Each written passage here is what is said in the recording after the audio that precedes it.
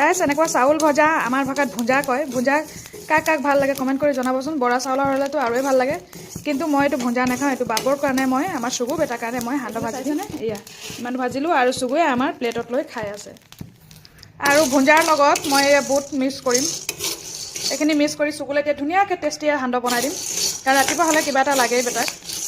ভুঞ্জাখিনি দেখিছেনে ঠাণ্ডা হৈ গ'ল ঠাণ্ডা হোৱাৰ পাছত মই মিক্সি জাৰখনত লৈ লৈছোঁ এতিয়া এইখিনি এতিয়া ধুনীয়াকৈ পিহি ল'ম So guys, আমাৰ এইফালে চাইছেনে সান্দহৰে দি এতিয়া চুগু আমাৰ গাখীৰৰ লগত খাব So guys, এইফালে চাইছেনে এয়া অকণমান সান্দহ অলপকৈ 2 চামুচ দিছোঁ আৰু গুড় অকণমান দিছোঁ গুড় বেছিকৈ দেখুৱাইছে আৰু অকণমান দিলোঁ গাখীৰ এইখিনি দি এতিয়া ধুনীয়াকৈ সানি মই চুগুক এতিয়া খাবলৈ দিম